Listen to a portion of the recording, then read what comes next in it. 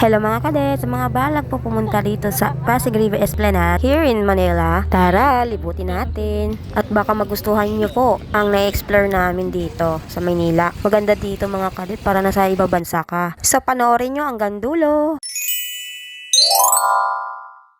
Hello mga kadet, for today's video, andito po kami sa malapit na Manila City Hall. Palakad-lakad kami kasama yung kapatid ko. Papunta kami ng Pasig River Esplanade. As you can see, ang dami ng tao rito. Ang dami po nag-aabang magsakay ng jeep, pauwi o papunta pa lang sa trabaho. At kami maglalakad papunta doon. Kasi nga malapit. Let's go!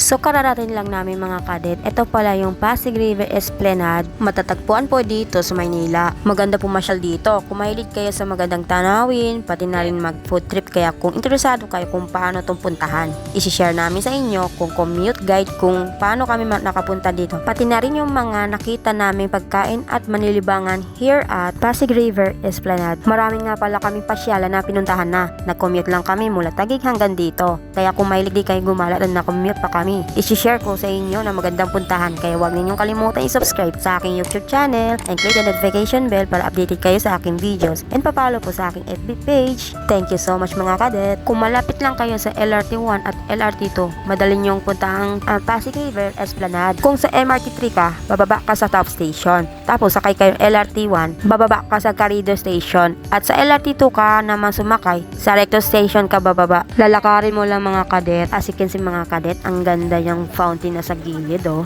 Naglalakad ako oh, para videoan ko yung nasa paligid.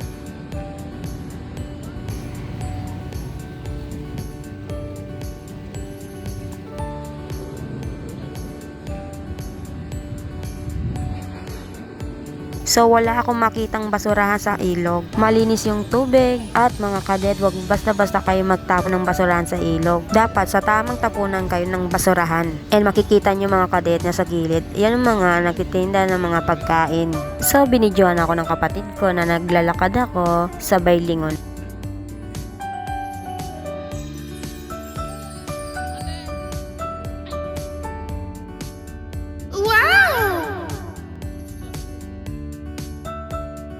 So, videoan ko yung sarili ko para may memories ako. Wow, ang ganda.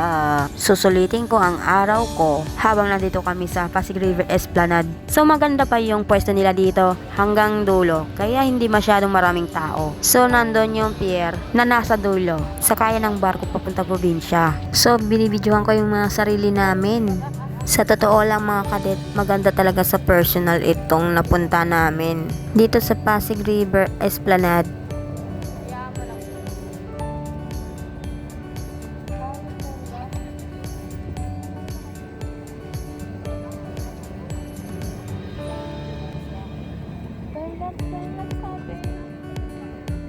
Picture-picture ang mga person.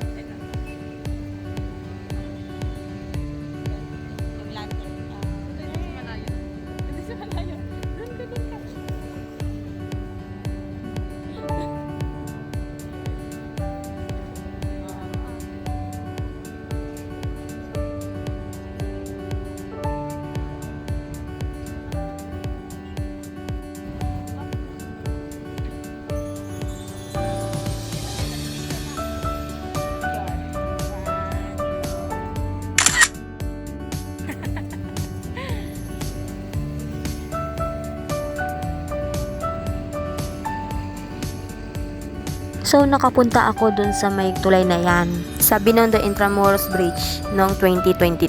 So, yung nakita sa inyo to, yung jowa ko nagpa-picture sa akin ng 2022. Pero hindi na kami pupunta dyan. Tapos na kasi ako nagpa-picture. So, ganun pa rin ang tsura. Walang pinagbago. Mas maganda mga kadet sa hapon or gabi kayo pupunta rito. Dalhin mo yung pamilya mo, jowa mo, at kaibigan mo. Perfect pang picture taking, mag-video, tapos upload agad sa social media.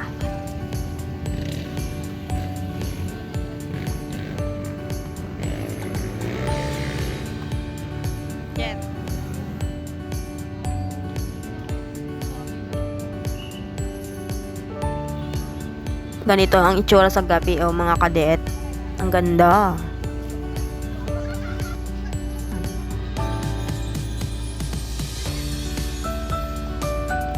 Tapos maganda yung mga ilaw, oh. Parang nasa ibang lugar ka na, oh. After that, papunta kami ng Binondo Arc para magpa-picture. Tapos yung dinaanan namin, dito po kami sa Jones Bridge.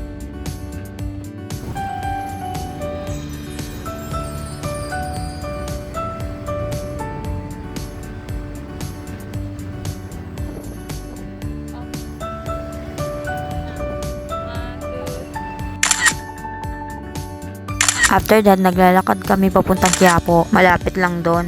And nandito kami sa Carrido. Bumibili kami ng dried pusit na inihaw. 15 pesos lang. I-rate ko ng 1 to 10 stars. Masarap po siya, 7 out of 10. Tapos bumili kami ng white gulaman magic water. Pampatibay daw ng relasyon. 20 pesos lang isang baso. Masarap po siya, 9 out of 10. Tapos bumili kami ng kakanin at pansit. 50 pesos lahat. Masarap po siya, 8 out of 10. And bumili kami ng sisig with rice for only 80 pesos. Masarap po siya. 9 out of 10. And dumaan kami sa Quiapo Church. After that, pauwi na kami. Pabalik kami ng Carrido Station. Sasakay kami ng LRT. So hanggang dito na lang. Thanks for watching mga kadet. See you on the next vlog. Bye!